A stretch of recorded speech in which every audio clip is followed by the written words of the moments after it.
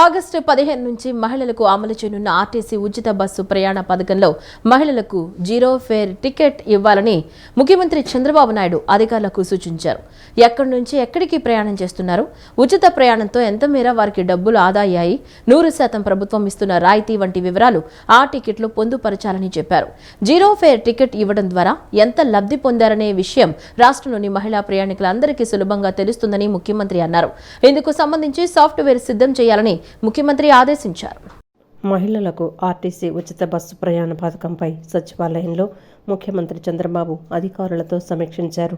మహిళలకు ఉచిత బస్సు ప్రయాణం పథకంతో ఏ రాష్ట్రాలకు ఆర్థికంగా ఎంత భారం పడింది, మన రాష్ట్రంలో ఎంత వ్యయం కానుందనే అంశాలపై అధికారులతో ముఖ్యమంత్రి చర్చించారు. ఎట్టి పరిస్థితుల్లో పథకాన్ని ఆగస్టు 15 నుంచి సమర్థవంతంగా అమలు చేయాలని ఆదేశించారు. మహిళలకు ఉచిత బస్సు ప్రయాణ పథకం త్వరలో అమలు చేస్తున్నందున ఆర్టీసీకి భారం కాకుండా ఇతర ఆదాయ మార్గాలు పెంపొందించుకోవటం, నిర్వహణ వ్యయం తగ్గించుకోవటం ద్వారా సంస్థను లాభాల బాట పట్టించాలని ముఖ్యమంత్రి సూచించారు. లాభాల ఆర్జనకు ఎలాంటి మార్గాలున్నాయి, ఎటువంటి విధానాలు తీసుకురావాలి అనే దానిపై ఒక కార్యాచరణ రూపొందించాలన్నారు. మరోవైపు రాష్ట్రంలో ఇకపై ఏసీ ఎలక్ట్రానిక్ బస్సులు మాత్రమే కొనుగోలు చేయాలని అధికారులకు ముఖ్యమంత్రి నిర్దేశించారు. ప్రస్తుతం ఉన్న వాటిని ఎలక్ట్రికల్ బస్సులుగా మారిస్తే నిర్వహణ వ్యయం తగ్గుతుందని, అలాగే ఇందుకు అవసరమయ్యే విద్యుత్తును సొంతంగా ఉత్పత్తి చేసుకోవాలని సూచించారు. రాష్ట్రంలోని అన్ని ఆర్టీసీ డిపోల్లోనూ ఛార్జింగ్ స్టేషన్లు ఏర్పాటు చేసే అంశంపైన అధ్యయనం చేయాలని సీఎం స్పష్టం చేశారు. రాయలసీమలో శ్రీ సిటీ, హిందూపూర్, కొప్పర్తి లాంటి చోట్ల ఎలక్ట్రానిక్స్ పరికరాల ఉత్పత్తికి విస్తృతమైన అవకాశాలున్నాయని ముఖ్యమంత్రి చంద్రబాబు నాయుడు స్పష్టం చేశారు. ఎలక్ట్రానిక్స్ పరికరాలు ఉత్పత్తి చేసేందుకు అనువుగా ఈ ప్రాంతాలకు పెట్టుబడులను ఆకర్షించాలని సీఎం అధికారులను సూచించారు. అంతర్జాతీయ స్థాయి డిమాండ్ను తీర్చేందుకు వీలుగా ఏపీలో భారీ స్థాయిలో ఎలక్ట్రానిక్స్ పరికరాలు ఉత్పత్తి చేసేలా కార్యాచరణ చేపట్టాల్సి ఉందని సీఎం స్పష్టం చేశారు. అదే సమయంలో ఉత్పత్తి చేసిన పరికరాలకు బ్రాండ్ను సృష్టించడం అనేది కీలకమైన అంశమని పేర్కొన్నారు. రాష్ట్ర సచివాలయంలో నూతనంగా రూపొందించిన ఎలక్ట్రానిక్స్ కాంపోనెంట్స్ మ్యానుఫ్యాక్చరింగ్ పాలసీ 4.0పై ముఖ్యమంత్రి చంద్రబాబు నేడు సమీక్ష నిర్వహించారు. 2025-30 మధ్య ఎలక్ట్రానిక్స్ పరిశ్రమలకు సంబంధించిన పెట్టుబడులను ఆకర్షించడమే లక్ష్యంగా నూతన విధానంపై ముఖ్యమంత్రి చర్చించారు. ఎలక్ట్రానిక్స్ పరికరాల దిగుమతులు తగ్గించడం, దేశీయంగా ఉత్పత్తి పెంపు, ఎగుమతుల లక్ష్యంగా నూతన విధానానికి రూపకల్పన చేసినట్లు అధికారులు సీఎంకు వివరించారు. గత ఏడాది దేశంలో $70 బిలియన్ విలువైన ఎలక్ట్రానిక్ సర్క్యూట్ బోర్డులు దిగుమతయ్యాయని, ఈ రంగంలో భారీగా డిమాండ్ ఉందని అధికారులు తెలపగా, ఎలక్ట్రానిక్స్ ఉత్పత్తుల రంగంలో self Reliance, made in India లక్ష్యాలు నెరవేరాలని ఈ సందర్భంగా ముఖ్యమంత్రి సూచించారు. అయితే ఎలక్ట్రానిక్స్ కాంపోనెంట్స్ మ్యానుఫ్యాక్చరింగ్ పాలసీ విస్తృత ఉత్పత్తికి ఆస్కారం ఇచ్చేలా చూడాలని ముఖ్యమంత్రి అధికారులకు స్పష్టం చేశారు.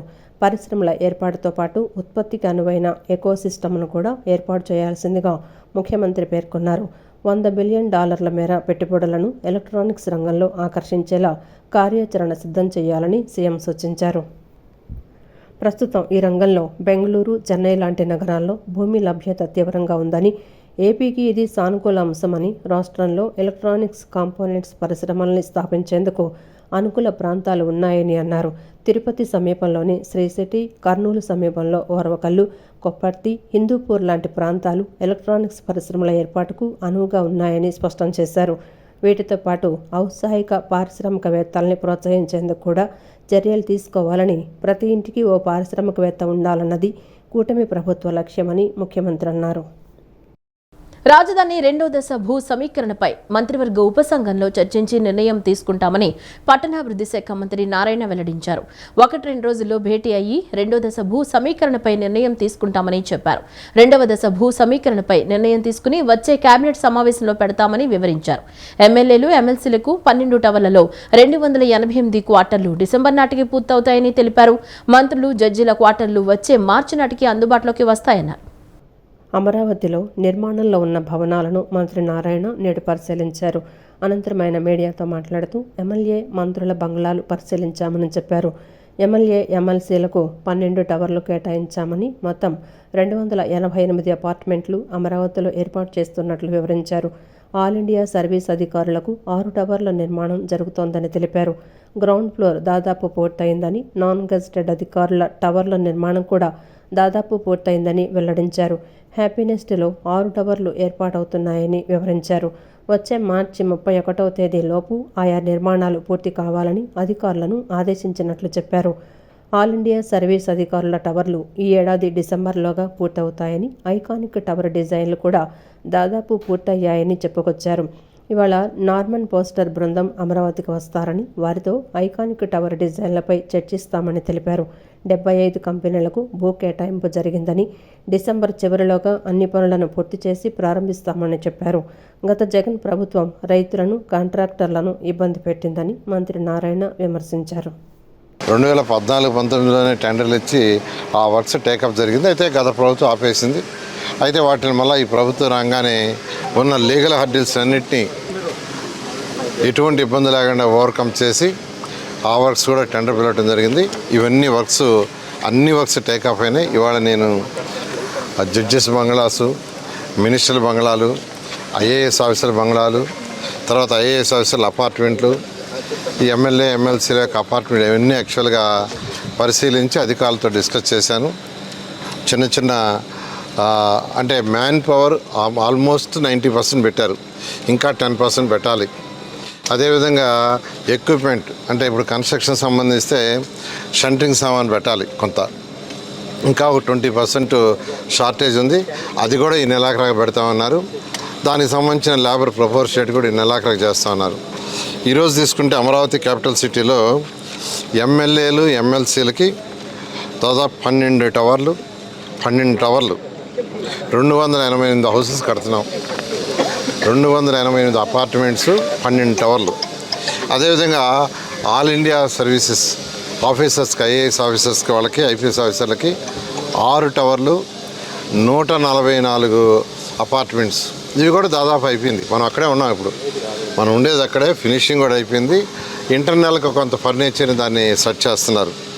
అదేవిధంగా ప్రిన్సిపల్ సెక్రటరీస్ తీసుకుంటే 25 బంగ్లాలు, సెక్రటరీస్ బంగ్లాలు తీసుకుంటే 90, అదేవిధంగా జడ్జెస్ బంగ్లాస్ తీసుకుంటే 36, మినిస్టర్స్ బంగ్లాస్ తీసుకుంటే 35. ఇవి కూడా దాదాపు 75% వరకు స్ట్రక్చర్ అయిపోయింది. గ్రౌండ్ ఫ్లోర్, ఫస్ట్ ఫ్లోర్ దాదాపు పూర్తయింది. కొన్ని మాత్రం యాక్చువల్గా చేయాల్సింది ఉంది. అదేవిధంగా నాన్ గెజిటెడ్ ఆఫీసర్స్కి 21 టవర్స్, 1968 అపార్ట్మెంట్లు, ఐకానిక్ టవర్స్ కూడా. దానికి సంబంధించి డిజైన్స్ కూడా నార్మన్ ఫాస్ట్ అండ్ పార్ట్నర్స్ ఆ డిజైన్స్ని ఆల్మోస్ట్ పూర్తిగా ఇచ్చారు. ఇంకా కొన్ని చిన్నవి ఉంటే ఐ థింక్ వాళ్ళ టీమ్స్ ఇవాళ వస్తున్నారు. ఇవాళ నార్మన్ ఫాస్టర్ టీమ్స్ ఈరోజు విజయవాడ వస్తున్నారు. మన అధికారులతో కూర్చొని డిస్కస్ చేసి, ఎందుకంటే ఆ టవర్స్ ఏదైతే ఉన్నాయో ఆ టవర్స్ని యాక్చువల్గా ఐఐటి చెన్నై, ఐఐటి హైదరాబాద్ వాళ్ళకి ఇచ్చాం. వెరిఫై చేసి చెప్పని, నీళ్ళల్లో ఉన్నప్పుడు స్టడీ చేసి చెప్పారు, ఎటువంటి ఇబ్బంది లేదన్నారు. అహ్మదాబాద్ విమాన ప్రమాద ఘటనపై విచారణ జరుగుతోందని, తుది నివేదిక వచ్చేంత వరకు వేచి చూడాలని పౌర విమానయాన శాఖ మంత్రి కె రామ్మోహన్ నాయుడు అన్నారు. విమాన ప్రమాదాల దర్యాప్తు సంస్థ ఏఏఐబి నిబంధనల ఆధారిత ప్రక్రియలో విచారణ జరుపుతోందని తెలిపారు. ఏఏఐబి ప్రాథమిక నివేదికను సమర్పించిందని ఇప్పుడే ఓ అవగాహనకు వచ్చినట్లు కాదన్నారు. విమాన ప్రమాదంపై పెద్ద ఎత్తున అసత్య ప్రచారం జరుగుతోందని వివరించారు. ప్రాథమిక నివేదిక కేవలం ప్రమాదం ఎలా జరిగింది తెలిపేందుకు మాత్రమే ఉపయోగపడుతుందన్నారు. అహ్మదాబాద్ విమాన ప్రమాదంపై పౌర విమానయాన శాఖ మంత్రి కె రామ్మోహన్ నాయుడు రాజ్యసభలో మాట్లాడారు. బ్లాక్ బాక్స్ను విజయవంతంగా వెలికితీశారని, దాన్ని డీకోడ్ చేసే ప్రక్రియ పూర్తిగా భారత్లోనే జరుగుతోందని వెల్లడించారు. తుది నివేదిక వచ్చాక మరిన్ని వివరాలు తెలుస్తాయన్నారు. భవిష్యత్తులో ఇలాంటి ప్రమాదాలు జరగకుండా చర్యలు తీసుకుంటామన్నారు. అహ్మదాబాద్ విమాన ప్రమాదంపై విదేశీ మీడియా అసత్యాలు ప్రచారం చేస్తోందన్నారు. ఇలాంటి ప్రమాదాలు జరిగినప్పుడు సొంత అభిప్రాయాలు చెప్పకూడదని, నిబంధనల ప్రకారమే దర్యాప్తు జరుగుతుందని తెలిపారు. విమానాలు, ఎయిర్పోర్టుల్లో నిత్యం తనిఖీలు జరుగుతాయన్నారు. ప్రతికూల వాతావరణం, పక్షుల వల్ల కొన్ని ప్రమాదాలు జరగవచ్చని తెలిపారు. కొన్నిసార్లు అనుకోని ఇబ్బందులు ఎదురవుతాయి కాబట్టి నిబంధనల ప్రకారం అన్నీ తనిఖీ చేశాకే విమానం టేకాఫ్ అవుతుందన్నారు. ఎక్కడైనా నిర్లక్ష్యం ఉంటే బాధ్యులపై చర్యలు తీసుకుంటామని మంత్రి పేర్కొన్నారు. విమానాశ్రయాల్లో సిబ్బంది కొరత లేకుండా చర్యలు తీసుకుంటున్నామని మంత్రి రామ్మోహన్ అన్నారు. 90% వరకు పోస్టులు భర్తీ జరిగేలా చూస్తామని వెల్లడించారు. The honourable member has asked a very serious and very comprehensive question regarding the incident that has happened in Ahmedabad. Sir, I would like to start by answering that the investigation process, which is according to the international protocol, the norms which were set by International Civil Aviation Organization, where the country, the state of operation should have their investigation body, and we have our own investigation body, which is the Aircraft Accident Investigation Bureau, which got into the investigation process right after the incident with the subject experts into the site, and they have started their process according to the international protocol, and they have involved subject matter experts, all the international necessary people who are supposed to be participating in the investigation, and they have gone through the first set of investigation process, and they have given us the preliminary report. And if you look at the preliminary reports, sir, AIB, as for the first time, so whenever these incidents happen, and if the black box gets damaged, black box is the flight data recorder, which has all the necessary information which gets recorded. And whenever there is a slight damage that happens, it was always, it came to that point, sir, where we were sending the black box outside to the original equipment manufacturer to come out with the suggestions or to come out with the exact cause of what happened, and to come out with the further future action on, it can be the Boeing 787 or the series or the fuel switches and many things which have come under question, or the avionics, which you have also mentioned in your question. To have a definitive answer and a definitive future correction measures, we have to look at the final report, sir. ఆషాఢ మాస సారే ఉత్సవాలను పురస్కరించుకుని విజయవాడ ఇంద్రకీలాద్రి భక్తులతో కిటకిటలాడింది. సామాన్య భక్తులు, ఆలయాలకు సంబంధించిన భక్త బృందాలతో పాటు ప్రముఖులు సైతం అమ్మవారిని దర్శించుకుని పవిత్ర సారెను సమర్పిస్తున్నారు. ప్రధాన ఆలయంలో అమ్మవారిని దర్శించుకుని మహామండపం 6వ అంతస్తులో పూజా కార్యక్రమంలో పాల్గొని అమ్మవారి ఉత్సవ విగ్రహం వద్ద అమ్మవారికి సారె సమర్పిస్తున్నారు. విజయవాడ ఇంద్రకీలాద్రిపై కొలువైన కనకదుర్గమ్మను తమ ఇంటి ఆడపడుచుగా భావించి భక్తులు సారె సమర్పించేందుకు పెద్ద ఎత్తున తరలివస్తున్నారు. కుటుంబ సభ్యులు, స్నేహితులు, మిత్ర బృందాలు, భక్త బృందాలు, స్థానికులు బృందాలుగా ఏర్పడి సారెను తీసుకుని దుర్గమ్మ సన్నిధికి తరలివస్తున్నారు. పెద్ద ఎత్తున తరలివచ్చిన భక్తులతో క్యూ లైన్లు, ఆలయ ప్రాంగణం కిటకిటలాడుతోంది. అమ్మవారికి సారె తీసుకొచ్చిన భక్తులతో ఆలయ పరిసరాలు నిండిపోతున్నాయి. మహామండపం 6వ అంతస్తులో ఆషాఢ సారె సమర్పణకు సంబంధించి ఆలయ అధికారులు ఏర్పాట్లు చేశారు. భక్తులు క్యూ మార్గంలో ప్రధాన ఆలయంలోకి చేరుకొని అమ్మవారికి సారె చూపించి అమ్మవారి దర్శనం చేసుకొని 6వ అంతస్తులో సారె సమర్పిస్తున్నారు. వేదమందిరాల నడుమ అమ్మవారికి ప్రత్యేక పూజలు నిర్వహించిన అనంతరం చీర, గాజులు, పసుపు, కుంకుమ, పండ్లు, పిండి వంటకాలతో భక్తులు అమ్మవారికి సారె పెడుతున్నారు. గ్రీన్ హైడ్రోజన్ వ్యాలీ అమరావతి డిక్లరేషన్ను సీఎం చంద్రబాబు విడుదల చేశారు. రాష్ట్రంలో గ్రీన్ హైడ్రోజన్ ఉత్పత్తికి అనుకూల పరిస్థితులు కల్పించాలన్నది ప్రభుత్వ లక్ష్యమని సీఎం స్పష్టం చేశారు. గ్రీన్ హైడ్రోజన్ ఉత్పత్తికి దేశంలోనే అతిపెద్ద ఎకో సిస్టమ్ను రాష్ట్రంలో నెలకొల్పడమే ఈ డిక్లరేషన్ ఉద్దేశమన్నారు. గ్రీన్ హైడ్రోజన్ వ్యాలీ అమరావతి డిక్లరేషన్ను సీఎం చంద్రబాబు విడుదల చేశారు. ఉండవల్లిలో సీఎం క్యాంపు కార్యాలయంలో chief secretary Vijayanand, Netcap MD Kamalakar Babu సమక్షంలో ఈ కార్యక్రమం జరిగింది. 2030 నాటికి ఏపీని గ్రీన్ హైడ్రోజన్ వ్యాలీగా మార్చేందుకు అవసరమైన కార్యాచరణను ప్రకటిస్తూ డిక్లరేషన్ రూపొందించారు. ఇటీవల అమరావతిలో గ్రీన్ హైడ్రోజన్పై 2 రోజుల పాటు జరిగిన సమ్మిట్లో గ్రీన్ హైడ్రోజన్ కంపెనీల సీఈఓలు, సీఈఓలు, ఇండస్ట్రీ రంగ నిపుణులు పాల్గొన్నారు. 2 రోజుల పాటు జరిగిన సమ్మిట్లో చర్చించిన అంశాల ఆధారంగా రాష్ట్ర ప్రభుత్వం డిక్లరేషన్ ప్రకటించింది. అంతర్జాతీయ వేదికపై కోనేరు హంపి మరింత ప్రకాశించాలని ముఖ్యమంత్రి చంద్రబాబు, మంత్రి నారా లోకేష్లు ఆకాంక్షించారు. ఫిడే వరల్డ్ కప్ సెమీఫైనల్స్ కు చేరిన తొలి భారత మహిళగా ఆమె అరుదైన రికార్డు సాధించారని అభినందించారు. హంపి సాధించిన విజయం పట్ల గర్వంగా ఉందన్నారు. ఇది కేవలం వ్యక్తిగత విజయం మాత్రమే కాదు, భారతీయ చెస్కు గర్వకారణమైన క్షణమని వెల్లడించారు. దేశవ్యాప్తంగా ఉన్న యువ క్రీడాకారులకు స్ఫూర్తిదాయకమని వ్యాఖ్యానించారు. టైటిల్ను ఇంటికి తీసుకురావాలని కోరారు. రాజకీయాలు ఎన్నికల వరకు మాత్రమేనని, తరువాత పార్టీలకు అతీతంగా సమిష్టిగా అభివృద్ధిపై దృష్టి పెట్టాలని పశ్చిమ ఎమ్మెల్యే సుజనా చౌదరి పిలుపునిచ్చారు. కార్పొరేటర్లందరూ కలిసి నగరాభివృద్ధికి పనిచేద్దామన్నారు. ఏ సమస్య ఉన్నా కార్యాలయంలో సంప్రదిస్తే పరిష్కారానికి కృషి చేస్తానన్నారు. విజయవాడ పశ్చిమ నియోజకవర్గంలో పలు అభివృద్ధి పనులకు ఎమ్మెల్యే సుజనా చౌదరి శంకుస్థాపన చేశారు. 56వ డివిజన్లో ఎర్రకట్ట డౌన్ నుంచి రైల్వే ట్రాక్ వరకు 48 లక్షల రూపాయల వ్యయంతో పేపర్ బ్లాక్స్ ఏర్పాటు, జేపీ టవర్స్ నుంచి కరీముల్లా టీ స్టాల్ వరకు 49.95 లక్షల రూపాయల వ్యయంతో ఏర్పాటు చేయనున్న అండర్ గ్రౌండ్ డ్రైనేజీ పనులకు ఎమ్మెల్యే సుజనా చౌదరి ప్రారంభించారు. అనంతరం అంబేద్కర్ విగ్రహానికి పూలమాల వేసి నివాళులర్పించారు. ఈ సందర్భంగా ఎమ్మెల్యే మాట్లాడుతూ ఎన్డీఏ ప్రభుత్వంలో అభివృద్ధి పనులు వేగంగా జరుగుతున్నాయన్నారు. రాజరాజేశ్వరిపేట ప్రాంతంలో డ్రైనేజీ సమస్య నివారణ కోసం డ్రైనేజీ నిర్మాణ పనులను చేపట్టామన్నారు. ఎన్నికల తర్వాత రాజకీయాలకు అతీతంగా నగరాభివృద్ధికి కార్పొరేటర్లందరూ కలిసికట్టుగా కృషి చేయాలని కోరారు.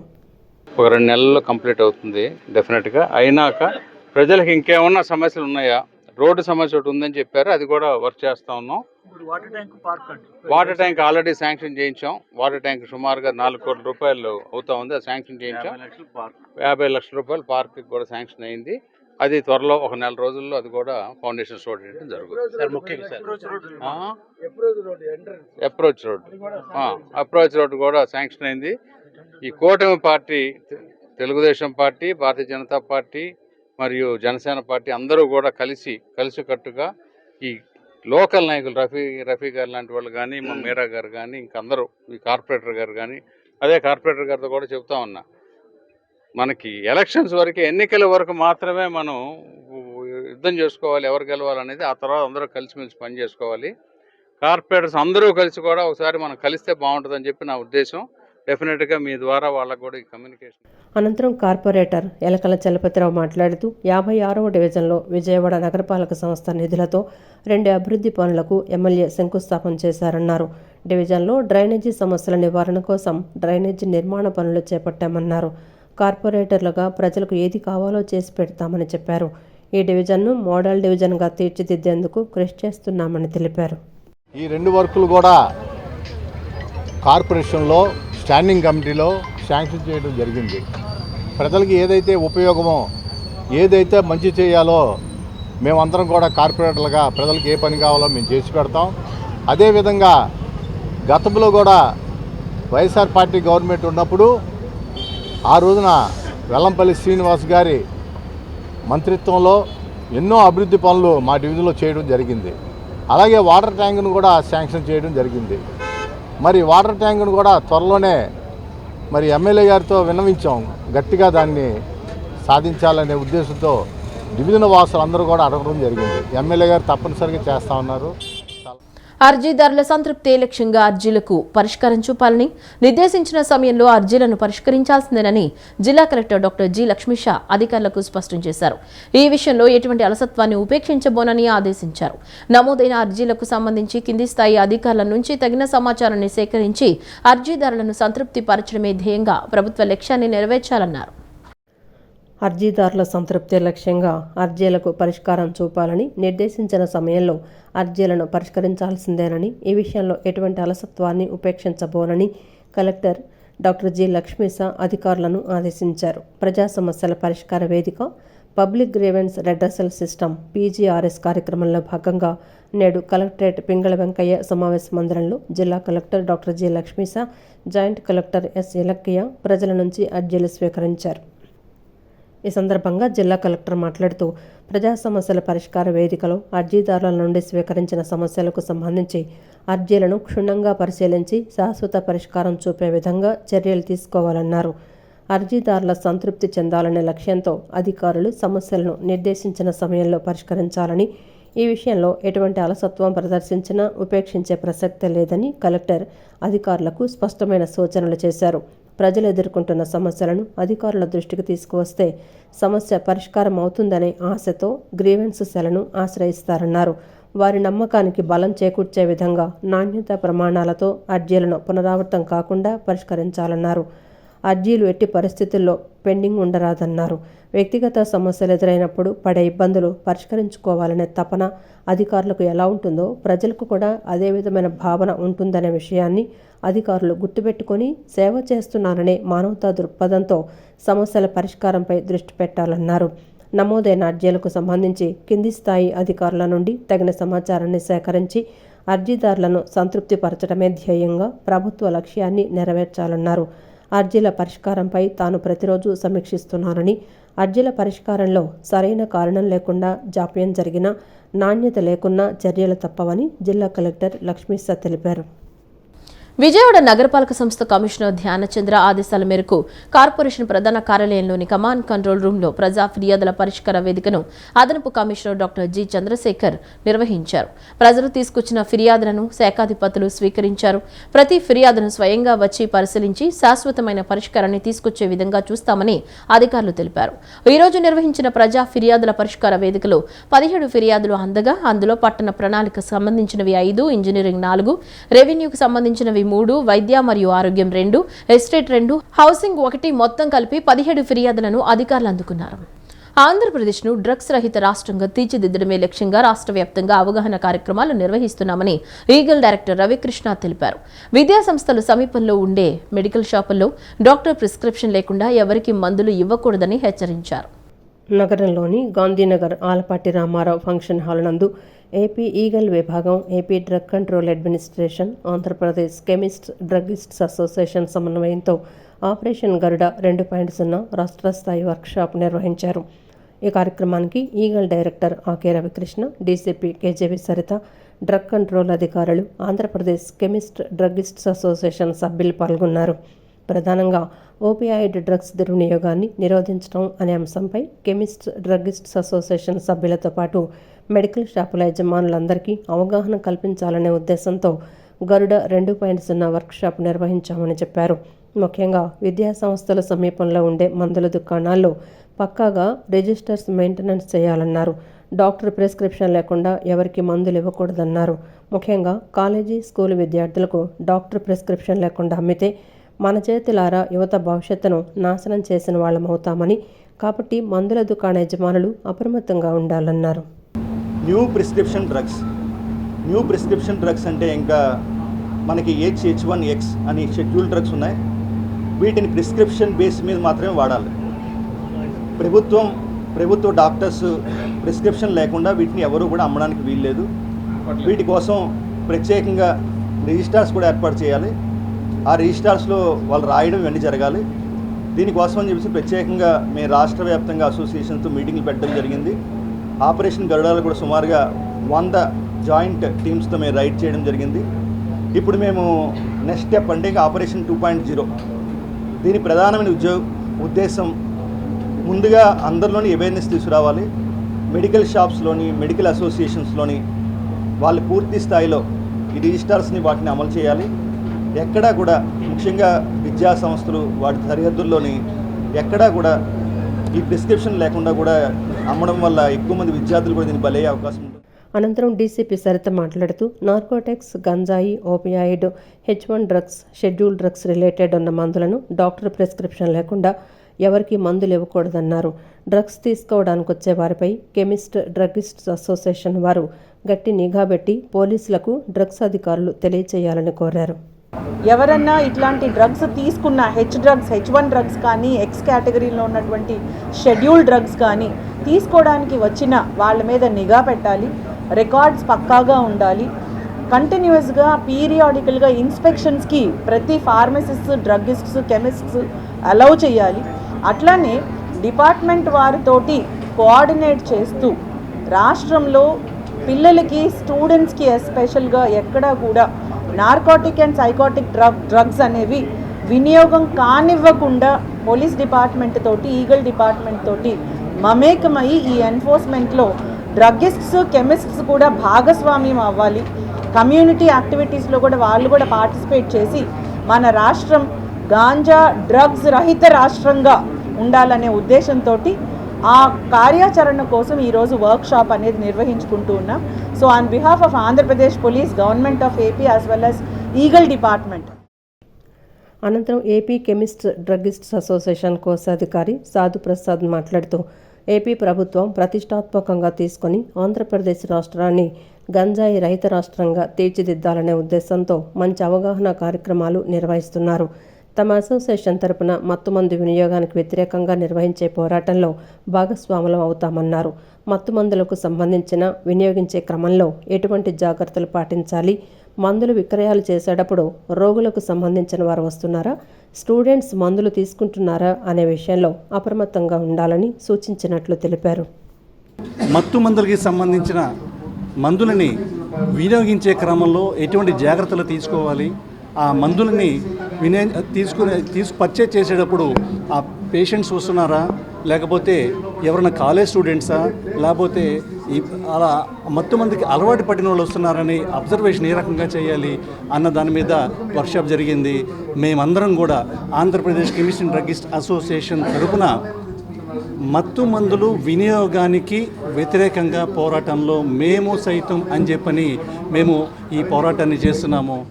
సుప్రీంకోర్టు ఆదేశాల ప్రకారం విద్యుత్ కార్మికులకు సమాన పనికి సమాన వేతనం అమలు చేయాలని AP electricity staff and workers union రాష్ట్ర అధ్యక్షుడు రామలింగారెడ్డి డిమాండ్ చేశారు. 30 సంవత్సరాలుగా పనిచేస్తున్న విద్యుత్ సంస్థల్లో పనిచేస్తున్న కార్మికుడికి పెన్షన్ సౌకర్యం లేదని తక్షణమే కల్పించాలని రాష్ట్ర ప్రభుత్వాన్ని కోరారు. నగరంలోని గాంధీనగర్ ధర్నా చౌక్ వద్ద విద్యుత్ ఉద్యోగులు మహాధర్నా నిర్వహించారు. 5 కార్మిక సంఘాలు కార్మికుల సంయుక్తంగా మహానిరసన కార్యక్రమంలో పాల్గొని తమ సమస్యలు పరిష్కరించాలని ప్రభుత్వాన్ని డిమాండ్ చేశారు. అనంతరం AP electricity staff and workers union రాష్ట్ర అధ్యక్షుడు రామలింగారెడ్డి మాట్లాడుతూ విద్యుత్ సంస్థల్లో దాదాపు 30 సంవత్సరాలు అనేక సమస్యలు నెలకొని ఉన్నాయని, తమ సమస్యలు పరిష్కరించాలని ఎన్నిసార్లు కోరినా కనీసం చెమ్ముకుట్టినట్లు కూడా లేదన్నారు. విద్యుత్ సంస్థల్లో పనిచేసే కార్మికులకు ఇంతవరకు పెన్షన్ ఇవ్వడం లేదని, పెన్షన్ సౌకర్యం ఎందుకు కోరుతున్నామంటే కార్మికుడు విద్యుత్ పోలెక్కితే తిరిగి క్షేమంగా కిందకు వస్తాడో లేదో గ్యారంటీ లేదని అన్నారు. కాబట్టి కాంట్రాక్టు కార్మికులకు 30 సంవత్సరాలు సంస్థలో పనిచేసి పదవీ విరమణ చేసేటప్పుడు 1 పైసా తీసుకోకుండా రిటైర్ అవుతున్నారని ఆవేదన వ్యక్తం చేశారు. కాంట్రాక్టు ఉద్యోగుల్లో రకరకాలుగా పాత షిఫ్ట్ ఆపరేటర్లు, కొత్త షిఫ్ట్ ఆపరేటర్లు వ్యత్యాసాలు సృష్టిస్తున్నారని ఆగ్రహం వ్యక్తం చేశారు. చేసేది ఒకే పని అయినప్పుడు ఎందుకు వ్యత్యాసాలు తీసుకొస్తున్నారని ప్రశ్నించారు. విద్యుత్ సంస్థల్లో దాదాపు 30 సంవత్సరాల నుంచి అనేక సమస్యలు నెలకొని ఉన్నాయి. ఎన్ని సందర్భాల్లో కూడా మేము మా సమస్యలను పరిష్కరించాలని పదే యాజమాన్యాలను డిమాండ్ చేస్తున్నాం. కానీ ఇంతవరకు చీమ కుట్టినట్లని లేదు. ఇప్పుడు వరకు దాదాపు 98 నుంచి 2004 వరకు పెన్షన్ ఇవ్వాల్సిన వాళ్ళకు పెన్షన్ ఇవ్వాలని మరీ ముఖ్యంగా డిమాండ్ చేస్తూ ఎందుకు పెన్షన్ అడుగుతున్నామంటే విద్యుత్ సంస్థల్లో పనిచేసే కార్మికులు పోల్ ఎక్కితే కిందికి దిగుతాడో లేదో కూడా తెలియని పరిస్థితి. ఎటువంటి పరిస్థితుల్లో దారుణమైన పరిస్థితుల్లో ఉన్నటువంటి ఈ ఉద్యోగులకు పెన్షన్ సౌకర్యం కల్పించాలని ప్రధానమైన డిమాండ్గా తెలియజేస్తూ ఉన్నాం. కానీ పరిష్కారం కాలేదు. అదేవిధంగా కాంట్రాక్ట్ ఉద్యోగులు ఉన్నారు. ఈ కాంట్రాక్ట్ ఉద్యోగులు 30 సంవత్సరాల పాటు పనిచేసి ఖాళీగా చేతులతో రిటైర్డ్ అయిపోతున్నారు. సుప్రీంకోర్టు చెప్పింది ఈక్వల్ వర్క్ ఈక్వల్ పే ఇవ్వాలని. ఒక పర్మనెంట్ ఉద్యోగి, ఒక కాంట్రాక్ట్ ఉద్యోగి సమానమైన పని చేసేటప్పుడు సమానమైన వేతనం ఇవ్వలేని పరిస్థితుల్లో కనీసం ఈక్వల్ వర్క్ ఈక్వల్ పే ఇవ్వాలనేది కూడా తెలియజేస్తుంది. కానీ దానికి కూడా లేదు. ఇందులో కాంట్రాక్ట్ ఉద్యోగుల్లో రకరకాల గ్రూపులు సృష్టించారు. ఈ గ్రూపులలో కొత్త షిఫ్ట్ ఆపరేటర్లు, పాత షిఫ్ట్ ఆపరేటర్లు ఈ రకంగా పెట్టి వ్యత్యాసం చూపిస్తున్నారు. అరే చేసేది ఒకే పని అయినప్పుడు, మీరు ఇచ్చేది అతి స్వల్పమైన వేతనం అయినప్పుడు ఎందుకు ఈక్వల్గా లేరు? ఎందుకు ఈ విభేదాలు పెడుతున్నారు? కార్మికుల మధ్య విభేదాలు పెట్టి మీరేదో పెద్దగా గెజిటెడ్ ర్యాంకర్లకు ఇచ్చిన శాలరీస్ ఇస్తానట్టు వాళ్ళకి ఇచ్చే 20,000లో కూడా ఇంత తేడాలు చూపడము చాలా అన్యాయం. కొత్త పాత అనే భేదం లేకుండా సుప్రీంకోర్టు గైడ్లైన్స్ ప్రకారం ఈక్వల్ వర్క్ ఈక్వల్ పే ఇచ్చి తీరాలి. ఈ వార్తలు ఇంతటితో సమాప్తం. నమస్కారం.